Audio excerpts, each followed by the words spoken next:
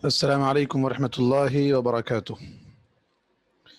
الحمد لله رب العالمين والعاقبة للمتقين والصلاة والسلام على رسوله الأمين وعلى آله وصحبه أجمعين، أما بعد. قال الله تبارك وتعالى في كلامه المجيد والفرقان الحميد: فأعوذ بالله السميع العليم من الشيطان الرجيم فلعلك تارك بعض ما يوحى إليك وضائق به صدرك أن يقولوا لولا أنزل عليه كنز أو جاء معه ملك إنما أنت نذير والله على كل شيء وكيل. محترم حاضرین اور ناظرین، گزشتہ سے پیوستہ درس میں ہم نے آیت نمبر 6 سے آیت نمبر 11 تک سورہ ہود کی آیتوں کا خلاصہ اور اس کی تفسیر ہم نے جانی تھی۔ اب انشاءاللہ آج آیت نمبر 12 سے سورہ ہود کی آیت نمبر 12 سے تفسیر کا آغاز ہونے جا رہا ہے۔ ان آیتوں میں اللہ کے نبی صلی اللہ علیہ وسلم کو تسلی دی جا رہی ہے، اللہ کے نبی صلی اللہ علیہ وسلم کو آپ کی ڈھارس بندھائی جا رہی ہے، جیسے کہ اللہ تبارک و تعالیٰ نے فرمایا، بس اے نبی آپ پر جو وحی نازل ہوتی ہے شاید آپ اس کا بعض حصہ چھوڑ دیں گے، اور اس سے شاید آپ تنگ دل ہو رہے ہیں ان کے یہ کہنے کی وجہ سے کہ اس پر کوئی خزانہ کیوں نہیں اتار دیا جاتا، یا اس کی تائید کے لیے کوئی فرشتہ کیوں نہیں آ جاتا۔ آپ تو لوگوں کو اللہ کے عذاب سے صرف ڈرانے والے ہیں، اور ہر چیز اللہ کے اختیار میں ہے۔ دیکھیں اس آیت میں اللہ کے نبی صلی اللہ علیہ وسلم کا جو حال تھا، یعنی آپ دعوت دے رہے ہیں اور دیکھ رہے ہیں کہ قوم آپ کی بات پر ایمان لانے کے بجائے آپ سے سرکشی کر رہی ہے۔ بالخصوص مکے کے اگر حالات کا آپ جائزہ لیں تو اللہ کے نبی صلی اللہ علیہ وسلم کے بارے میں جیسا کہ اللہ تبارک و تعالیٰ نے سورہ کہف کے اندر کہا، فَلَعَلَّكَ بَاخِعٌ نَفْسَكَ عَلَىٰ آثَارِهِمْ إِن لَّمْ يُؤْمِنُوا بِهَٰذَا الْحَدِيثِ أَسَفًا، شاید آپ اپنے آپ کو ہلاک کر ڈالیں اس افسوس میں کہ یہ لوگ ایمان نہیں لا رہے ہیں۔ تو آپ کی اتنی فکر، اتنی تڑپ تھی، لوگ ایمان نہیں لا رہے ہیں، اور آپ یہ سمجھتے تھے شاید میرے پہنچانے میں کوئی غلطی ہو رہی ہے، میرے اندر کوئی کمی ہے جس کی وجہ سے لوگ ایمان نہیں لا رہے ہیں۔ یہ سمجھ کر آپ بسا اوقات اپنے آپ کو کسی اونچے مقام پر لے جا کر وہاں سے آپ اپنے آپ کو نیچے گرا کر آپ جو ہے ہلاک کر لینا چاہتے۔ اللہ کے نبی صلی اللہ علیہ وسلم کی حرص اس قدر تھی کہ آپ صلی اللہ علیہ وسلم خود کہا کرتے تھے کہ میری مثال اس آدمی کی طرح ہے جو چراغ جلائے اور اس میں پتنگے گر رہے ہیں تو وہ پتنگوں کو ہٹا رہا ہے۔ آپ دیکھے ہوں گے جب بارش کے موسم میں خاص طور پر گھروں کے اندر بھی باہر کی لائٹ بھی اگر جلتی ہے تو وہاں پر کیڑے آتے ہیں، پتنگے آتے ہیں، جو ایک دن کی ان کی زندگی ہوتی ہے۔ وہ اب تو لائٹ کا زمانہ ہے، وہ جل نہیں پاتے، لیکن اس سے قبل جب کینڈل کا دور تھا، قندیل کا دور تھا، اور مختلف چراغ وغیرہ جلائے جاتے تھے، تو اس وقت وہ ڈائریکٹ آگ کے قریب پہنچ جاتے اور آگ میں وہ جل بھی جاتے بسا اوقات۔ اللہ کے نبی صلی اللہ علیہ وسلم یہاں مثال دیتے ہیں اور کہتے ہیں کہ دیکھو میری مثال اس آدمی کی طرح ہے جو چراغ جلایا تھا روشنی حاصل کرنے، روشنی کو پھیلانے کے لیے، اور جہنم کی اس آگ سے بچانے کی میری مثال بھی ویسے ہی ہے۔ اب وہ پتنگے اس میں گرنا چاہتے ہیں، وہ آدمی ان کو دور ہٹاتا ہے، اور میرا بھی یہی حال ہے کہ میں تم لوگوں کی کمروں کو پکڑ پکڑ کر جہنم سے کھینچ رہا ہوں، اور تم لوگ ہو کہ جہنم میں گرنا چاہتے ہو۔ یہ آپ کی حرص، اس قدر حرص آپ کی، اور یہاں تک کہ آخر وقت بھی، آخری سانس نکلنے سے پہلے تک بھی اللہ کے نبی صلی اللہ علیہ وسلم کے کیا الفاظ تھے؟ امتی امتی، میری امت میری امت۔ یہ تڑپ تھی آپ کے دل میں۔ لیکن اس کے دوسرا پہلو اگر آپ دیکھیں گے تو یہ مشرکین مکہ جو آپ کو تانا مارتے تھے، کیا تانا دیتے تھے؟ بولتے تھے اگر یہ واقعی نبی ہے اور اس کے پاس اگر آسمان سے وحی آتی ہے تو کیوں اس کے ساتھ خزانہ کیوں نہیں اتارا گیا؟ مال کے لالچی تھے، حریص تھے، تو یہ کہتے تھے کہ بھائی اس کے ساتھ خزانہ کیوں نہیں آیا؟ لولا انزل علیہ کنزن، کنزن کہتے ہیں خزانے کو، خزانہ بھی اوپر سے اتارا جانا چاہیے تھا۔ ارے قرآن مجید خزانوں کا خزانہ ہے، بہت بڑا خزانہ ہے، دنیاوی خزانے اس کے اندر بھرے ہوئے ہیں، اخروی خزانے اس کے اندر بھرے ہوئے ہیں، لیکن یہ عقل کے اندھے جو ظاہری چیز اور مادیت پرستی ان کے اندر تھی اور پیسہ اور مال کی ان کے اندر حرص تھی، اس وجہ سے لوگ کہا کرتے تھے کہ خزانہ کیوں نہیں اتارا گیا؟ اللہ کے نبی صلی اللہ علیہ وسلم پر مختلف طرح کے تانے کسے جاتے تھے، کبھی آپ کو شاعر، کبھی مجنون، کبھی یہ کہتے تھے کہ اللہ تعالیٰ کو یہ یتیم ہی ملا کیا؟ ہم مکہ اور طائف کے لوگوں میں کوئی معزز شریف آدمی کو اللہ تعالیٰ کیوں نہیں بنا؟ حالانکہ اللہ کے نبی بھی بہت معزز تھے، مکرم تھے، شریف تھے، اور آپ کی امانت داری، آپ کی سچائی، آپ کی عزت ہر ایک کے پاس جانی جاتی تھی، لیکن ان کو تکلیف کہاں تھی کہ یتیم ہے، یہ بکریاں چرانے والا، یہ مکے والوں کی بکریاں چرا کر اپنا پیٹ پالنے والا بندہ یہ نبی کیسے بن گیا بھائی؟ یہ اعتراض تھا۔ تو ان کو تو چاہیے تھا جو سردار ہیں، جو لیڈر ہیں، وہ لوگ نبی بنائے جائیں، یہ ان کی خواہش تھی۔ اللہ نے کہا اہم یقسمون رحمت ربک، کیا یہ لوگ آپ کے رب کی رحمت کو بانٹنا چاہتے ہیں، تقسیم کرنا چاہتے ہیں؟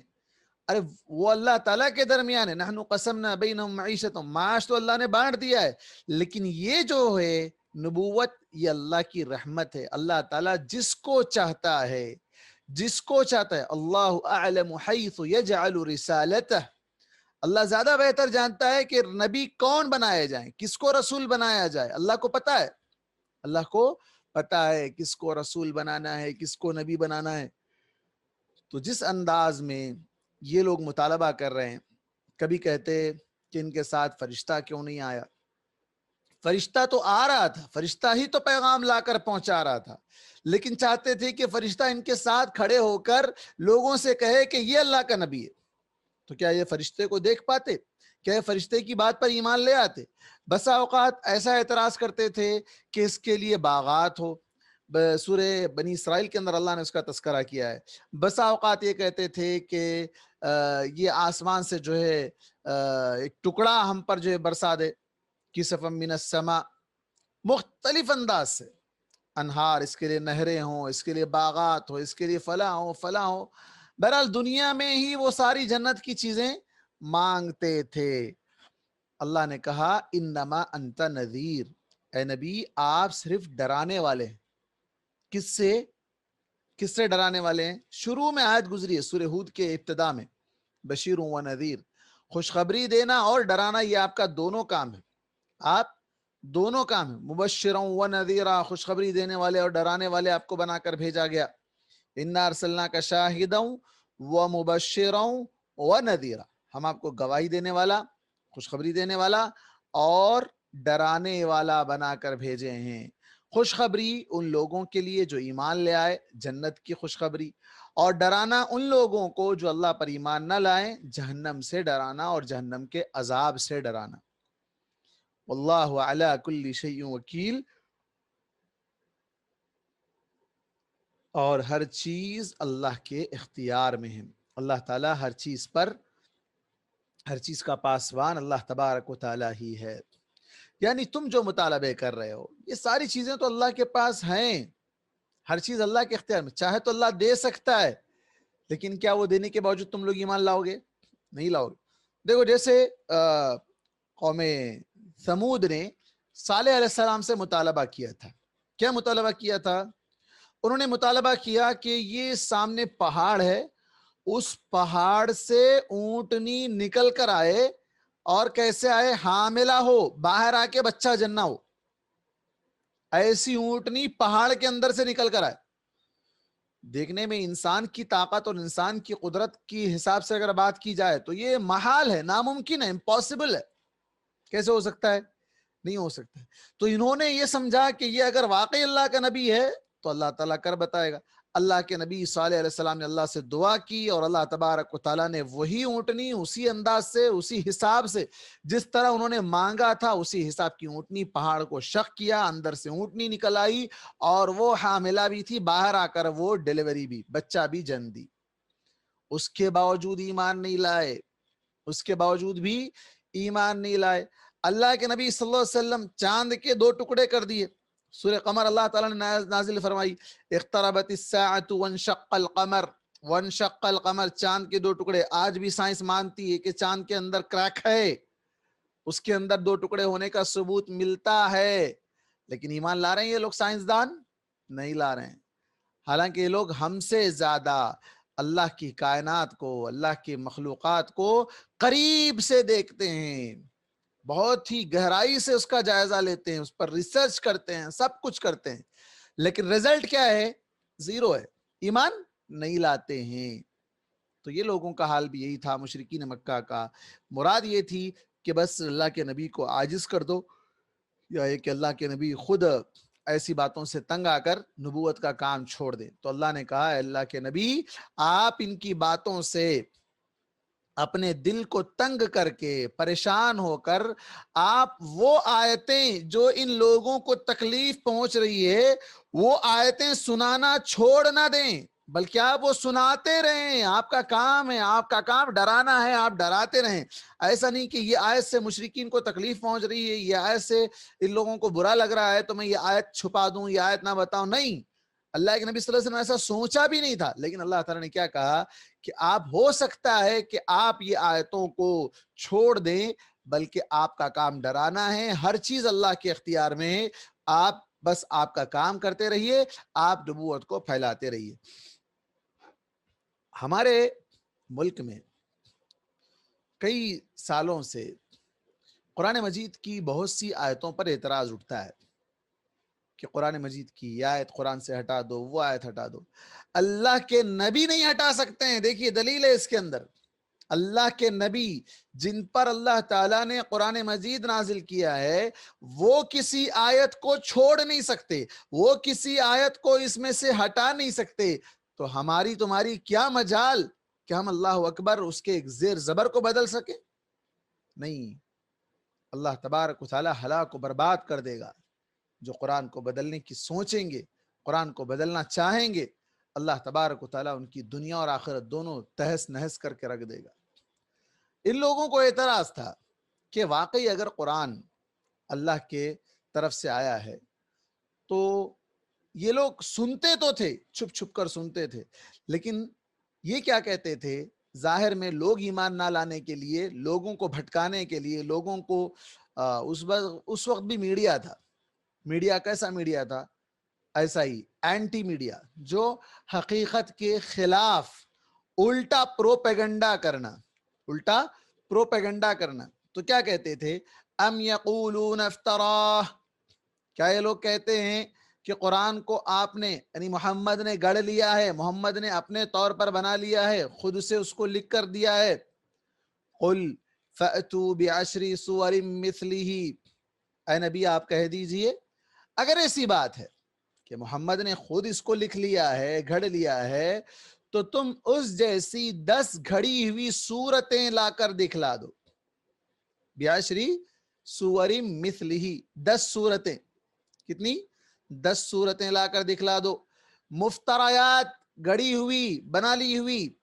وَادْعُوا مِنِ اسْتَطَعْتُم مِّن دُونِ اللَّهِ، اللہ کے علاوہ جس سے مدد مانگنا ہے مانگ لو۔ اللہ کو چھوڑ کے کتنے تمہارے معبودان باطلا، زندہ مردہ جو بھی ہیں، ان سب کو بلا لو، سب مل بیٹھ کر قرآن کی جیسی 10 سورتیں بنا لو، ان کنتم صادقین، اگر تم سچے ہو تمہارے دعوے میں تو پھر یہ کر کے دکھلا دو۔ کر نہیں سکتے ہو، کبھی نہیں کر سکتے ہیں۔ کیوں؟ اس لیے کہ یہ کلام اللہ تبارک و تعالیٰ کا ہے۔ اللہ نے چیلنج کیا ان لوگوں سے۔ یہاں پر اللہ تبارک و تعالیٰ نے 10 سورتوں کا ذکر کیا، اور اسی طرح بعض مقامات پر اللہ تبارک و تعالیٰ نے ایک سورت کا ذکر کیا، بعض مقامات پر اللہ تبارک و تعالیٰ نے ایک بات بھی لا دو، اس جیسی، قرآن کی جیسی ایک بات۔ تو دیکھیں اللہ تبارک و تعالیٰ نے کس قدر ان لوگوں کو چیلنج کیا ہے۔ اس آیت میں کہا 10 سورتیں لا کر دکھلا دو، اور اسی طرح سورہ یونس کے اندر بھی گزر چکا ہے. ہم تو نہیں پڑھے ہیں سورہ یونس، لیکن وہاں اللہ تبارک و تعالیٰ نے اس کا ذکر کیا ہے. اور سورہ کہف میں ہم پڑھ چکے ہیں، وہاں پر بھی اللہ تبارک و تعالیٰ نے ذکر کیا ہے. اور سورہ بنی اسرائیل کے اندر اللہ تبارک و تعالیٰ نے یہاں تک چیلنج کیا کہ اگر تم جنوں میں سے یا انسانوں میں سے جس کی جماعت کو لینا ہے بلا لو اور ان سے مدد لے لو. ان کے فصحا بلغا جتنے بڑے بڑے لینگویج کے اور جو بہت بڑے مانے جانے ہستیاں ہیں ان کو لے لو، لے کر قرآن کے جیسی ایک صورت لا لو. ایک صورت نہیں لا سکتے، ایک بات اس کے جیسی لا لو. کم از کم ایک صورت نہیں لا سکتے، ایک بات ایک آیت بھی نکالا تھا، ایک بات بھی اس جیسی لا لو. نہیں لا سکتے، کبھی بھی نہیں لا سکیں گے.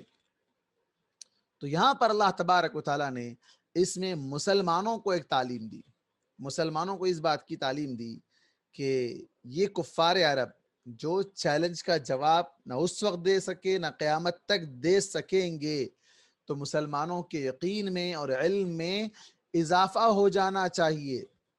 فَإِن لَمْ يَسْتَجِيبُوا لَكُمْ، آگے اللہ کہتا ہے پس اے مومنو اگر یہ لوگ تمہارا مطالبہ پورا نہ کر سکیں، استجابہ قبول کرنا، یعنی یہ چیلنج قبول نہ کر سکیں، چیلنج ہار جائیں، فَعْلَمُوا تو جان لو انما انزل بعلم اللہ، تو یہ قرآن اللہ کا علم لے کر اترا ہے. جو قرآن اتارا گیا اللہ کے علم کے ساتھ اترا، اللہ کا کلام ہے وہ. وَأَلَّا إِلَهَ إِلَّا هُ، دو چیزیں جان لو، پہلے یہ کہ یہ کلام اللہ کا ہے، اور دوسرا یہ کہ اللہ کے علاوہ کوئی معبود برحق نہیں ہے. فَهَلْ أَنْتُمْ مُسْلِمُونَ، کیا تم اب مسلمان ہو جاؤ گے؟ مطلب اللہ تعالیٰ جھنجھوڑ رہا ہے، پوچھ رہا ہے کہ اب بھی تم مسلمان ہونے میں شک کرتے ہو، اسلام کے بارے میں شک کرتے ہو. مسلمانوں دیکھو یہ لوگ جو اعتراضات کر رہے ہیں، اس اعتراض کے جواب میں جب ان سے چیلنج کیا جاتا ہے، چیلنج کا مطالبہ کیا جاتا ہے، تو وہ اس چیلنج کو قبول نہیں کر پاتے ہیں، چیلنج کا جواب نہیں دے پاتے ہیں. وہ چیلنج کا جواب نہیں دے رہے ہیں تو جان لو کہ یہ انسان کا کلام نہیں ہے، یہ محمد کی طرف سے بنایا ہوا کلام نہیں ہے، یہ اللہ کی طرف سے نازل کیا ہوا کلام ہے، اور اللہ کے علاوہ کوئی معبود برحق نہیں ہے. یہی اسلام ہے، اس پر تم آ جاؤ، کیا تم اب بھی مطیع و فرما بردار نہیں بنو گے؟ اس طرح کا سوال ہے. تو دیکھیں آپ پہلی آیت میں اللہ کے نبی صلی اللہ علیہ وسلم کو تسلی دی گئی، دوسری آیت میں اللہ تبارک و تعالیٰ نے مشرکین مکہ یا جو لوگ بھی قرآن مجید کے موضوع یا گڑا ہونے کا اعتراض کرتے ہیں، دعویٰ کرتے ہیں، ان سے دلیل کا مطالبہ کیا گیا اور ان سے چیلنج کیا گیا. اور تیسری آیت میں وہ چیلنج ہار جانے پر مسلمانوں کو یقین دلایا گیا کہ یہ اللہ کا کلام ہے، اللہ کے نبی نے اپنی طرف سے اس میں کوئی بات بھی نہیں داخل کی ہے، اور اللہ کے علاوہ کوئی سچا معبود بھی نہیں ہے. اس کے بعد آیت نمبر 15 اور آیت نمبر 16، یہ آیتیں ہماری زندگیوں کو بدلنے کے لیے اور ہماری نیتوں میں اخلاص پیدا کرنے کے لیے بہت ہی اہم آیتیں، بہت ہی اہم آیتیں. اللہ نے فرمایا من كان يريد الحياة الدنيا وزينتها نوفي إليهم أعمالهم فيها وهم فيها لا يبخسون أولئك الذين ليس لهم في الآخرة إلا النار وحبط ما صنعوا فيها وباطل ما كانوا يعملون. جو شخص دنیا کی زندگی اور اس کی خوش رنگیاں مطلب زینت، دنیا کے ڈیکوریشن، دنیا کی آرائش کی چیزیں، نعمتیں، بہت سی چیزیں جو انسان کو سہولت پہنچانے والی ہیں، دنیاوی زندگی چاہتا ہے. اب دیکھیے کون سا انسان ہے جو دنیاوی زندگی نہیں چاہتا، دنیا کا عائش نہیں چاہتا، دنیا کی آرام دہ چیزیں نہیں چاہتا؟ ہر انسان چاہتا ہے. لیکن بعض انسان ایسے ہوتے ہیں جو صرف دنیا چاہتے ہیں، آخرت سے انہیں کوئی لینا دینا نہیں ہوتا ہے. تو یہاں ان لوگوں کو ٹارگٹ کیا گیا، ان لوگوں کے بارے میں کہا جا رہا ہے جو لوگ من کان یرید الحیات الدنیا، صرف دنیا ان کا مقصد ہے، دنیا دنیا، مال مال مال مال. من کان یرید الحیات الدنیا، آخرت کو نظر انداز کر دیا، آخرت کو بھلا دیا. وزینتہا، دنیا کی زیب و زینت، دنیا کی چمک دمک، دنیا کی یہ رونق، یہ خوشحال زندگی، یہ رنگینیاں، یہ ڈیکوریشنز، تو اللہ تعالیٰ کہتا ہے نوفی الیہم اعمالہم فیہا، ہم ان کی دنیاوی زندگی ہی میں ان کے اعمال کا پورا پورا بدلہ دے دیتے ہیں، اعمال کا پورا پورا بدلہ دیتے ہیں۔ نوفی الیہم، وفا پورا کرنا، وعدے کو پورا کرنا یا دینا، وفا بولتے ہیں نا، وفا اسی سے۔ نوفی الیہم اعمالہم، ان کے اعمال کو پورا پورا دیں گے۔ اعمال کون سے اعمال؟ اب یہ لوگ جو دنیا چاہتے ہیں وہ آخرت کے لیے عمل نہیں کرتے ہیں، پھر جو عمل کرتے ہیں کون سے عمل کرتے ہیں؟ وہ عمل جو ویلفیئر کے، مختلف ایسے کام جو لوگوں میں بتانے کے لیے، یا پھر ان کا مقصد اگر نیکی کر بھی رہے ہیں تو ان کا مقصد دنیا ہی میں مل جائے، دنیا ہی میں۔ اللہ اکبر، یہ آیت جیسے میں نے کہا ہماری نیتوں کو سدھارنے کے لیے بہت بڑی آیت ہے، بہت بڑی آیت۔ ایک مشہور روایت آتی ہے کہ اللہ تبارک و تعالی قیامت کے دن 3 قسم کے لوگوں سے جہنم کی آگ سے لگائے گا۔ اللہ مجھ کو اور ہم سب کو محفوظ رکھے۔ 3 قسم کے لوگوں سے جہنم کی آگ کو سلگائے گا۔ کون سے 3 قسم کے لوگ؟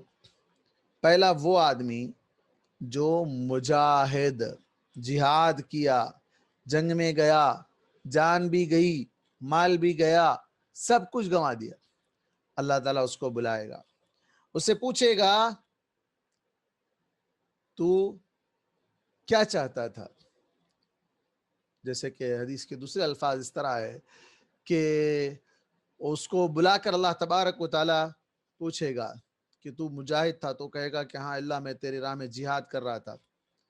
تو اللہ تعالیٰ کہے گا کہ نہیں، تو جھوٹا ہے، تو یہ چاہتا تھا کہ لوگ تجھے مجاہد کہیں، تجھے شہید کہیں، تیری یہ خواہش تھی کہ لوگوں میں تجھے یہ کہلایا جائے، اور لوگوں نے تجھے وہ کہہ دیا، ختم، تیرا بدلہ دنیا میں ہم دے دیے، تو نے آخرت کے لیے کام نہیں۔ اللہ اکبر، جان گنوانا کتنی بڑی بات ہے، سوچیے آپ، جان گنوا رہا ہے، جان گنوانے کے باوجود، جان کو قربان کرنے کے باوجود اگر اس کی نیت خراب تھی تو اس کا وہ عمل بیکار ہے۔ اللہ تعالیٰ کہتا ہے اس کو لے جاؤ، گھسیٹ کر اس کو جہنم میں ڈالو، جہنم کی آگ کو اس سے سلگاؤ۔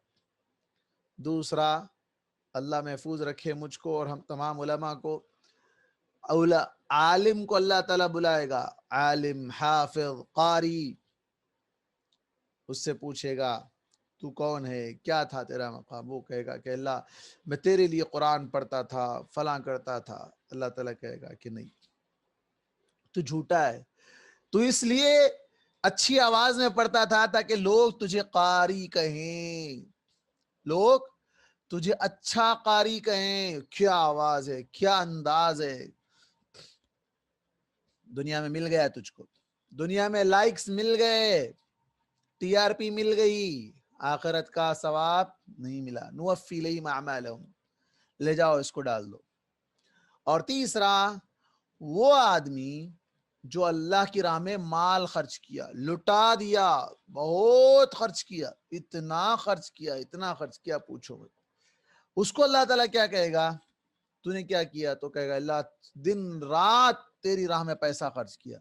اللہ کہے گا تو جھوٹا ہے، تو نے اس لیے خرچ کیا تاکہ لوگ تجھے جواد کہیں، تاکہ لوگ تجھے سخی کہیں، دیکھو کتنا مالدار ہے، کتنا پیسہ خرچ کرتا ہے۔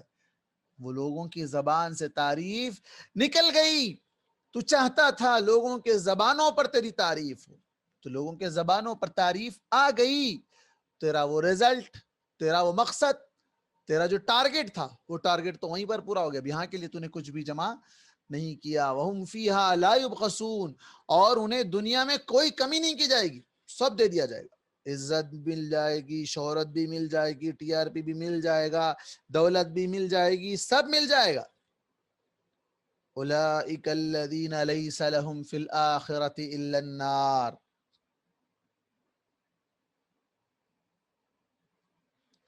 اولئک الذین لیس لہم فی الآخرۃ الا النار، یہی وہ لوگ ہیں جنہیں آخرت میں جہنم کے عذاب کے علاوہ کچھ بھی نہیں ملے گا، کچھ بھی نہیں ملے گا۔ اللہ اکبر، زندگی بھر دین کی تبلیغ میں عالم رہ جائے اور آخرت میں اسے کچھ نہ ملے تو اس سے بڑا محروم کوئی نہیں. زندگی گنوا دے، قربان کر دے اپنی جان کو، پھر اس آخرت میں جنت نہ ملے تو وہ بڑا بدقسمت آدمی ہے. تیسرا وہ آدمی جس نے اپنا سارا مال اللہ کی راہ میں لگا دیا لیکن نیت کے کھوٹ کی وجہ سے اسے وہاں پر کچھ نہ ملے تو یہ بھی بہت بڑا بدبخت مالدار ہوگا. اللہ تعالی ہمیں ان تین قسم کے لوگوں میں بھی شامل نہ فرمائے، اور اللہ تبارک و تعالی ہمارے نیتوں کی اصلاح فرمائے. ہماری نیتوں میں اگر کھوٹ ہے تو اللہ تبارک و تعالی اخلاص پیدا فرمائے. وَحَبِطَ مَا صَنَعُوا فِيهَا، جو کچھ انہوں نے دنیا میں کیا ہوگا، جتنی محنتیں کی، جتنا اسٹرگل کیا، جتنا کچھ کیا، ما صنعوا، جو بھی کیا، باطل. وباطل ما كانوا يعملون. حبت کا معنی کیا ہے؟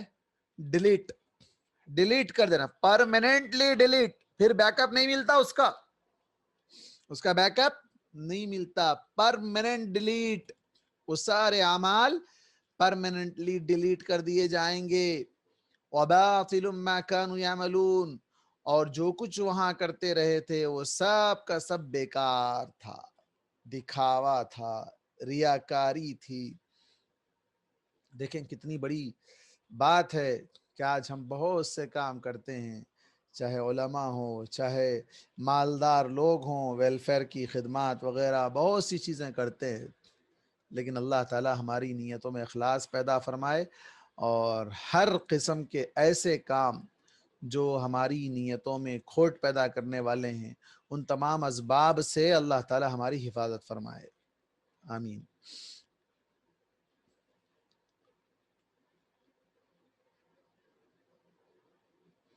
یہ یہاں تک رہنے دیں، آیت نمبر 16 تک.